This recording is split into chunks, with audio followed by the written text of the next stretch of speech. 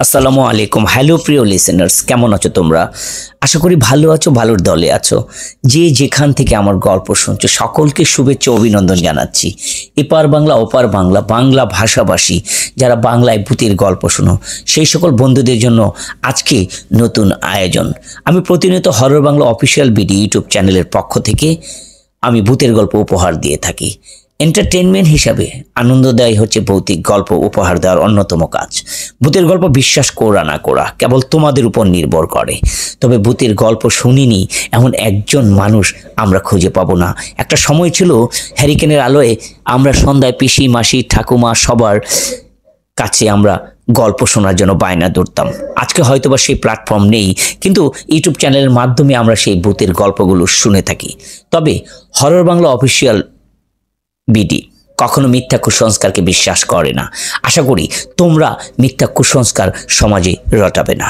আর এই গল্পের জীবিত কিংবা মৃত কারো সঙ্গে এতটুকু মিলে গেলে সেটা নিতান্তই কাকতালীয়। এতে লেখক কিংবা পাঠক কেউ দায়ী নয়। তো গল্পে যাওয়ার আগে সকল বন্ধুদের কাছে একটাই অনুরোধ থাকলো, যারা চ্যানেলটা সাবস্ক্রাইব করনি সেই সকল বন্ধুরা চ্যানেলটা সাবস্ক্রাইব করে সঙ্গে থাকার জন্য। আমরা গল্পে এবার ফিরে যেতে চাই। দুর্জয় শাকিলের কলমে লেখা আজকের ভূতের গল্প মর্গে সাবধান। গল্প পাঠে আমি বাদল রায়হান আছি তোমাদের সঙ্গে যথারীতি। শব্দ সাউন্ড এডিটিং এবং পোস্টার ডিজাইনে তাহমিনা রায়হান মিম। মাঝরাতে ফোনের ক্রিং ক্রিং শব্দে ঘুম ভেঙে গেল। ফোন রিসিভ করে ঘুম জড়িত কণ্ঠে বললাম, হ্যালো। অপর পাশ থেকে কেউ তাড়াহুড়া করে বলেছে, স্যার আপনার ছেলে ভীষণ অসুস্থ, তাড়াতাড়ি হাসপাতালে আসুন প্লিজ স্যার। আমি ঘড়ির দিকে তাকিয়ে বললাম, এত রাতে? Please sir, emergency. লোকটা কেঁদে দিল। আমি দ্রুত চোখে মুখে পানি দিয়ে হাসপাতালের দিকে ছুটলাম। গেটে গিয়ে সিকিউরিটিকে জিজ্ঞাসা করলাম, ইমার্জেন্সি পেশেন্ট কি অবস্থায় এখন? সিকিউরিটি একটু অবাক হয়ে বলল, কি বললেন স্যার? সন্ধ্যার পর থেকে তো নতুন কোনো রোগী হাসপাতালে আসেনি, কিন্তু আমাকে তো ফোন দিয়ে বলল রোগীর অবস্থা ভালো না, তাড়াতাড়ি হাসপাতালে আসার জন্য অনুরোধ করলো। আপনি তাহলে ওই নাম্বারে আমাকে কল দিয়েছিলেন? আমি নাম্বারটাতে কল দিতে দেখি নাম্বারটা বন্ধ বলছে।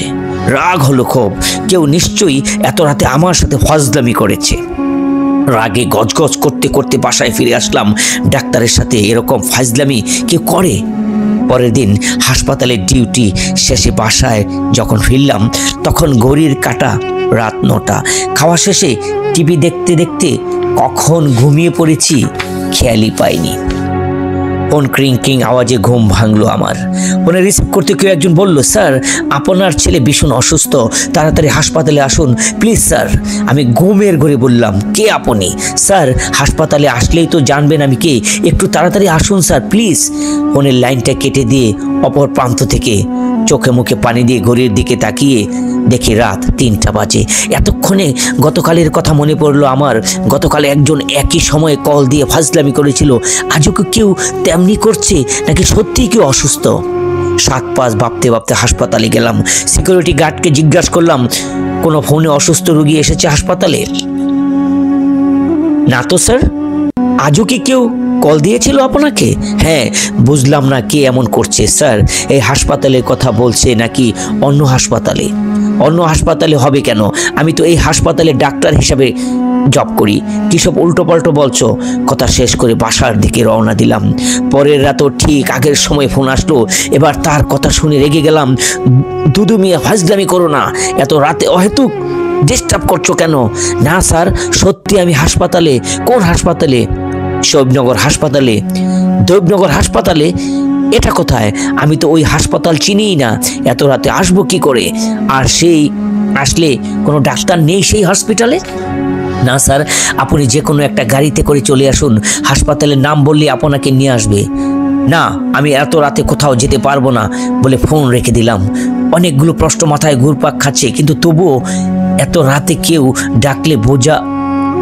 ডাকলেই যাব কেন, বা গেলেই হয়তো বিপদে পড়তে পারি ভেবে চুপচাপ শুয়ে পড়লাম। পরের দিন অফিসের শেষ যখন বাসায় ফিরছিলাম তখন দেখি একজন অটোওয়ালা খালি অটো নিয়ে রাস্তার মোড়ে দাঁড়িয়ে আছে। কীভাবে অটোওয়ালা জিজ্ঞাসা করলাম, আচ্ছা আপনি কি দৈবনগর চিনেন? হ্যাঁ চিনি তো। কতক্ষণ লাগবে যেতে? এই তো 1 ঘন্টার মতো। আপনি যাবেন? হ্যাঁ যাব, আবার আপনার অটো দিয়েই ফিরবো। সমস্যা নেই, হাসপাতাল তো, তাই অনেক রাত অবধি সেখানে অটো থাকে। আপনি আপনার কাজ সেরে যে কোনো অটো দিয়েই আসতে পারবেন। উঠে বসলাম অটোতে। এই অদ্ভুত রোগী সম্পর্কে জানার কৌতূহল মন থেকে দূর করতে না পেরে হাসপাতালে যাওয়ার সিদ্ধান্ত নিলাম। আর সেখানে ডাক্তার নেই কেন সেই বিষয়টাই জানবো বলে। আধা ঘন্টা পর শহর ছেড়ে অটো গ্রামের রাস্তা ধরল। রাস্তার দুপাশে বড় বড় গাছপালা, মানুষজন চলাচল নেই, বাড়িঘর খুব কম। হঠাৎ অটো থেমে গেল। আমি জিজ্ঞাসা করলাম কি হয়েছে। ড্রাইভার বলল, আপনি বসুন, আমি আসছি। লোকটা তাড়াহুড়া করে দেখে বুঝলাম সে প্রকৃতির ডাকে সাড়া দিতেই গিয়েছে বোধ হয়। আমি সিটে হেলান দিয়ে বসে চোখ বন্ধ করলাম। হঠাৎ লোকটায় চিৎকার শুনতে পেলাম। আমি দ্রুত দৌড়ে গেলাম। করে এই গাছের গোড়ায় জুপের উপর পড়ে আছে লোকটা, মাথা পেটে ফিঙ্কি দিয়ে রক্ত বের হচ্ছে। আরে ভাই, আপনার কি হলো? লোকটা আমার কথা কোনো উত্তর দিতে পারলো না, শুধু ইশারায় কিছু দেখাতে চাইলো। আমি সেই দিকে তাকিয়ে দেখলাম রক্ত লাল চোখে কেউ আমার দিকে তাকিয়ে আছে। আমি আতঙ্কিত কণ্ঠে জিজ্ঞাসা করলাম, কে ওখানে? আমার প্রশ্নের কোনো উত্তর দিল না কেউ। আবার কাপা কণ্ঠে জিজ্ঞাসা করলাম, কে কে ওখানে?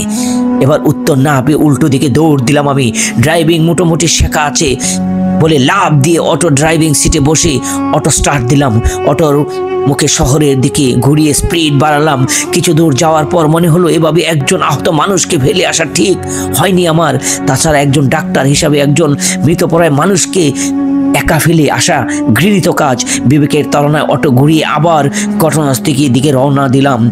মনে হাজারটা চিন্তা ঘুরপাক খাচ্ছে। ওই রক্তলাল চোখ দুটো মন থেকে যাচ্ছেই না। কি ছিল ওটা? ওটাই কি অটো ড্রাইভারকে মেরেছে? 7-5 না ভেবে ভাবতে ভাবতে নির্জন রাস্তা দিয়ে অটো চালাচ্ছি। হঠাৎ দেখি রাস্তার পাশে কি একজন অটো থামানোর জন্য হাত নাড়ছে। আমি অটো থামাতেই দেখি একজন লোক তার স্ত্রী ছোট বাচ্চাকে কোলে নিয়ে দাঁড়িয়ে আছে। লোকটা নিয়মিত মিনতি করে বলল, আমি দৈবনগর হাসপাতালে যাব, আমার ছেলেটাকে অবস্থা ভালো না, দ্রুত হাসপাতালে নিতে হবে। লোকটার কণ্ঠে কেমন জানি পরিচিত মনে হলো। তখন এত কিছু না ভেবে বললাম, আপনারা উঠে বসুন, আমি তো হাসপাতালে চিনি না, আপনারা পথ দেখিয়ে নিয়ে যাবেন। ওরা তাড়াতাড়ি করে অটোতে উঠে বসলো। আমি অটো স্টার্ট দিলাম। ড্রাইভার যেখানে পড়েছিল তার কাছে গিয়ে অটো থামালাম। লোকটা জিজ্ঞাসা করলাম, কি ব্যাপার, অটো থামালেন কেন? আমি অটো থেকে নেমে বললাম, আপনি দয়া করে আমার সাথে আসুন, একজন আহত অবস্থায় পড়ে আছে, তাকে হাসপাতালে নিতে হবে। কোথায়? ওই তো গাছের আড়ালে। আচ্ছা চলুন। আমি দ্রুত পায়ে এগিয়ে গাছের কাছে গিয়ে দেখি ড্রাইভার ওইভাবে পড়ে আছে। ওর হাত ধরতে বুক কেঁপে উঠলো আমার, মাথা গেছে ড্রাইভার। আমি কোনো মতে টোক গিলে বললাম, ওকে অটোতে নিতে হবে, আমাকে সাহায্য করুন। লোকটা আমাকে সাহায্য করলো। দুইজন মিলে তার লাশটাকে অটোতে তুললাম। তারপর রওনা দিলাম হাসপাতালের দিকে। পুরো শরীর ঘামে ভিজে গেছে আমার। তবে পিছনে বসার লোক, তার স্ত্রী, যথেষ্ট অদ্ভুত মনে হচ্ছে আমার। একটা লাশ অটোতে তুললাম, অথচ লোকটা কিছুই জিজ্ঞাসা করলো না। এমনকি তার স্ত্রী এই পর্যন্ত একটা কথাও বলেনি। হয়তো তারা তাদের বাচ্চাকে নিয়ে চিন্তিত, তাই অন্য কোনো কিছুই দিকে খেয়াল করে না। কিছুক্ষণের মধ্যে হাসপাতালে পৌঁছলাম আমরা। আমি লোকটাকে বললাম, আপনি আমার বাচ্চা নিয়ে ইমার্জেন্সিতে চলে যান, বাকিটা আমি দেখছি। লোকটা আমায় ধন্যবাদ দিয়ে চলে গেলেন। আমি চারপাশে তাকিয়ে দেখি কাউকে দেখতে পেলাম না। অজপাড়াগাঁয়ের হাসপাতাল বলেই হয়তো এমন, কাউকে খুঁজছি। তখন হঠাৎ পেছন থেকে কেউ বলে উঠল, কাউকে খুঁজছেন আপনি? আমি পিছনে ফিরে বললাম, হ্যাঁ, কিন্তু কাউকে তো কিছু দেখছি না। এই হাসপাতালে কি রাত বন্ধ থাকে নাকি? হ্যাঁ, বন্ধের মতোই। ইমার্জেন্সি রোগী আসলে ডাক্তারকে ফোন করে আনা হয়। আর কোনো রোগী না আসলে তো বন্ধই থাকে। তাছাড়া সবাই তো শহর হাসপাতালে চলে যায়। তো আপনি কি লাশ এনেছেন নাকি? হ্যাঁ, কিন্তু আপনি জানলেন কি করে? থমকে গেলাম আমি। এখানে মর্গে আছে তো, অনেকেই ময়না তদন্ত করার জন্য লাশ নিয়ে আসে। আর এক রাতে যেহেতু রোগী নিয়ে আসেনি, তাহলে নিশ্চয়ই লাশ নিয়ে এসেছেন বলে মনে হলো। হ্যাঁ, যদিও আমি জানতাম না এখানে মর্গ আছে, তবে লাশটা মর্গেই রাখতে চাই। আপনি কি আমাকে সাহায্য করবেন? আপনি গেটের কাছে যান, আমি আসছি বলে লোকটা ভেতরে চলে গেল। আমি অটোর কাছে এসে দাঁড়ালাম। কিছুক্ষণ পর লোকটার লাশ বহনকারী একটা সিট নিয়ে আসলো। দুজনে মিলে লাশটা নিয়ে সিটে তুললাম। লোকটা বলল, হাসপাতালের পিছনের দিকে ডোমঘর, সেখানে গিয়ে লাশটা রেখে আসুন। আপনি যাবেন না? না, এখানে যারা লাশ রেখে আসবে এটাই নিয়ম, যার লাশ সে রেখে আসবে, আপনি যান, আমি কাগজপত্র রেডি করছি বলে লোকটা নিজের রুমে চলে গেলেন। আমি লাশটাকে ঠেলে হাসপাতালের পেছনে চলে আসলাম। মর্গে লেখা রুম থেকে হালকা করে আলো আসছে, দরজা ঠেলে ভেতরে ঢুকলাম। দুটো লাশের বেড পড়ে আছে রুমে, দুটো বেডেই লাশ আছে, সাদা কাপড় দিয়ে ঢাকা। হঠাৎ বাতাসে একটা লাশের উপর থেকে কিছু একটা কাপড় সরে গেল, সেই দিকে তাকাতেই বয়ে আমার রক্ত হিম হয়ে গেল। সে বাচ্চাকে তার বাবা হাসপাতালে এনেছিল, এটাই সেই বাচ্চার লাশ। লাশটাকে দেখে বয়ে বুক কেটে উঠলো আমার। কোনো রকমে দৌড়ে মর্গ থেকে বেরিয়ে সোজা হাসপাতাল অফিস রুমে গেলাম। লোকটা তখন কাগজে লিখছিল। আমি চেয়ারে বসে স্থির হওয়ার চেষ্টা করলাম। লোকটা জিজ্ঞাসা করলো, লাশ রেখে এসেছেন? হ্যাঁ। তবে সেখানে কোনো ঝামেলা আছে বলে মনে হলো? লাশ ঘরে ঝামেলা তো থাকবেই কিছুটা, লাশ কি আর সহজ বিষয়? গভীর গলায় বলল লোকটা। আমি একজন ডাক্তার, লাশ বা মৃতপ্রায় মানুষকে নিয়ে কাজ করতে হয় অনেক, কিন্তু এমন কিছু দেখিনি কখনো।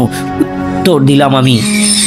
আমাকে বলুন শুনি কি ঘটনা, শুনি দেখি কি ঝামেলা। মূল ঝামেলা আসলে 3 দিন আগ থেকে শুরু হয়েছে। আমার ফোনে একটা অপরিচিত নাম্বার থেকে কল আসছে রাত 3টায়। কেউ একজন ফোন দিয়ে বলছে তার ছেলে অসুস্থ, আমি যেন তাড়াতাড়ি হাসপাতালে যাই। এইভাবে 3 রাত ফোন দিয়েছে, কিন্তু হাসপাতালে গিয়ে দেখি কেউ আসেনি। গতকাল রাতে দেবনগর হাসপাতালের কথা বলে, তাই আজকে আমি এখানে এসেছি। একটু বলে থামলাম। তারপর অটো ড্রাইভারের মৃত্যু, পথে এক দাম্পতি, তার ছেলের অসুস্থ, তারপর তার লাশ মর্গে দেখা, বিস্তারিত বললাম লোকটাকে। আমার মুখে ঘটনাগুলো শুনে লোকটা তেমন কোনো ভাবান্তর হলো না, শুধু বলল, মর্গের দায়িত্বে আছি, কত রাতে কত কিছু দেখি, তাই এগুলো শুনে তেমন অবাক হই না। যাই হোক, আপনি আপনার ফোন নাম্বার দিয়ে যান, পরিচয়বিহীন লাশ কবর দিতে আপনার সাইন লাগবে, আমি ফোন দিলে চলে আসবেন। আমি আমার ফোন নম্বর দিতেই লোকটা কিছু বিব্রত হয়ে বললেন, এটা তো মোস্তক স্যারের নাম্বার, তিনি 6 মাস আগে এখানে চাকরি করতেন, এখন অবশ্য করেন না।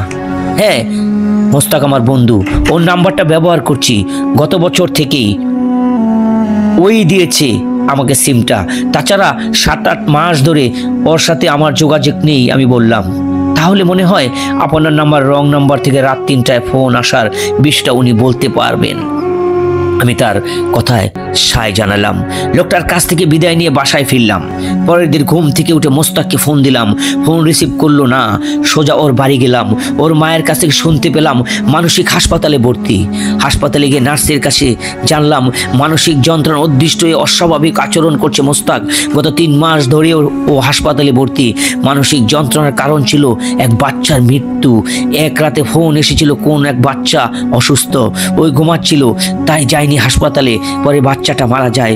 ওই ঘটনার পরই মানসিকভাবে ভীষণ ভেঙে পড়ে। এরপর থেকে এই অবস্থা। আমি ওর কেবিনে উকি দিয়ে দেখি ভয়ার্ত চোখে এদিক ওদিক তাকাচ্ছে। হঠাৎ চেঁচিয়ে বলল, উহ, কি ভয়ানক চোখ, কি বিবর্ষ ওর লাশ, মৃত্যু কত ভয়াবহ রহস্য। আমি ফোন থেকে ওর সিমটা খুলে ফেলে দিয়ে আমার হাসপাতালের উদ্দেশ্যে রওনা দিলাম। চারদিকে গাড়ির ব্যাপক আওয়াজ, আমার কানে শুধু বাজছে মোস্তাকের সেই কথাগুলো।